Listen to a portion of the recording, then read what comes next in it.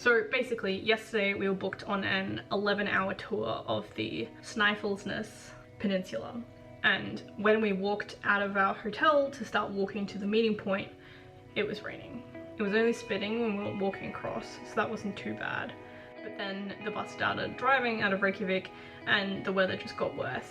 Interesting day to spend 11 hours in a bus / outdoors. I took a picture of the view out the bus window and it was not good. It was very rainy. So basically, like, rain is not the end of the world, right? But like, if I had to describe how we were dressed, I'd probably give us like a B, because we were warm and wearing proper shoes, wearing our down jackets, but we both didn't bring our rain jackets, which are basically just like outer layer shells that are more water repellent than down jackets. We were just silly and didn't check the weather forecast because it had been sunny all the other days that we've been here.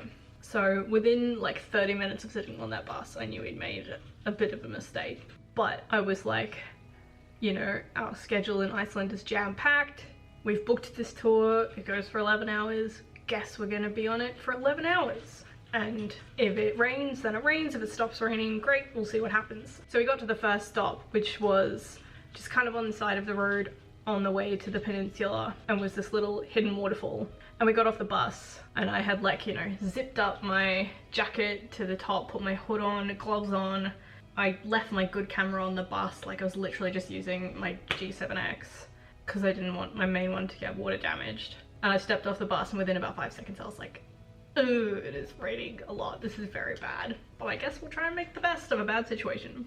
And what are we gonna do? Drive all this way to sit on a bus while we're 5 minutes walk away from a waterfall? So we walked to the waterfall. It was indeed gorgeous. And we found out we could also walk down a little path and stand behind the waterfall. That was really spectacular. The view out from behind the waterfall behind all the rushing water was so cool. And because we were standing behind a waterfall, sort of like in a little cliff inlet, we were undercover from the rain for a bit. So that was a really nice moment.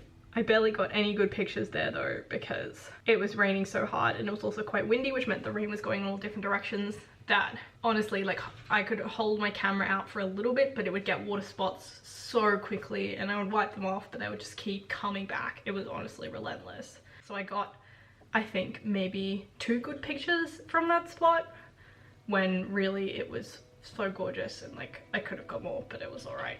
But then there was a really nice moment. We went back to the bus, we're sitting on the bus waiting for everyone to finish getting on, and I was looking out the window and I was like, I can see a rainbow on that mountain. So I went out of the bus with my camera, tried to get a shot of the rainbow. It disappeared before I could get it, but it was really cool. It felt like we'd just seen a secret waterfall, now we'd seen a secret rainbow. I was like, hey, this rain might actually be worth it because all the stuff we're seeing is really gorgeous, even if I'm a bit wet and a bit cold and I can't get as many good photos as I would like. I don't really mind because we're here for the experience. Our second stop was, it's like the classic money shot of the peninsula that's on all the brochures that I saw. That was one of the reasons why I picked this tour. And that was probably the point of the day when the weather was at its worst. It was just absolutely bucketing down. The wind was sending the rain in all different directions. Again, didn't take my main camera out, stuck to the G7X. And it was just kind of insane.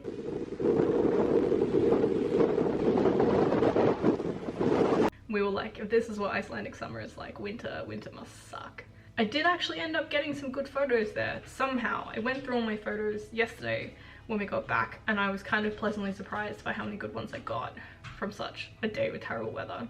My shot doesn't look quite as good as most of the ones on the brochures, but I'm pretty happy with it. It was also like the weirdest shaped mountain I've ever seen. All the photos are taken from sort of a side angle, but from the front angle it looks totally different. It looks like 3 times wider, so feels like an optical illusion of a mountain, but it was definitely very pretty.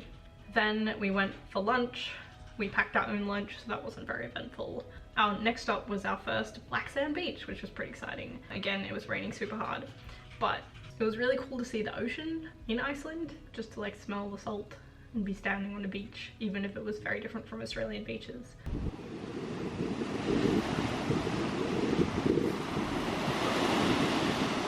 There was seaweed on the beach. I thought that was pretty cool. I think maybe one of the highlights of the day was, basically I took this photo. On first glance it doesn't look like a very good photo. It's very flat, it's very monochrome, probably look better in black and white, but I love the story of it.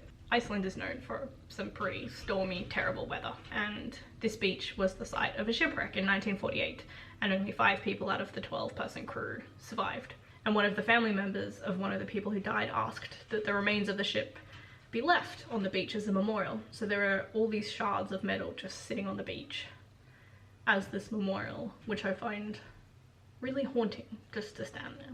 So I took this photo of it, and the photo doesn't look very good, but I liked the story behind it and I liked standing there thinking about it. Then we walked back up to the bus. Apparently there's an Icelandic tradition where if you see a hole in a rock or a mountain, you can pick up a pebble, whisper your wish to the pebble, throw the pebble through the hole, and then your wish will come true. So we did that at a little hole that we saw on our way back to the bus. I went to stand really close to it because I can't throw.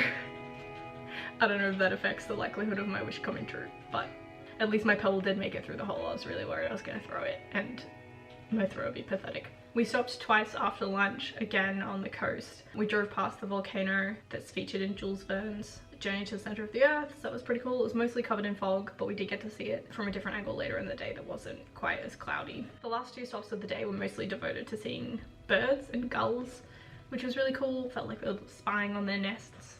And yeah, the last stop of the day was my favorite, partially because the weather cleared up and we got this beautiful blue sky again, but also because it was just a really stunning place. Like, our tour guide had told us that we were going to walk over this arch, and it wasn't that wide, and that if you were scared of heights then maybe you shouldn't walk over it, and it was right next to this eagle's nest that we were going to visit. We saw the eagle's nest. It just looked like this hole in the ground where all of these birds had built their nests. Just gulls, no actual eagles that I know of. And we sort of walked around to the other side of it, and as you got to the other side you suddenly saw that you had just walked over the arch without realizing it. It honestly was just like the most picturesque view ever of seeing all these birds and then this beautiful archway in front of you, and you kind of go, oh my god, I just walked over that. I had no idea that I was that close to the ocean. And then we followed sort of the path down to this other town which just had the most stunning view, and I just didn't want to get back on the bus. It was so gorgeous. I could have stared at it forever.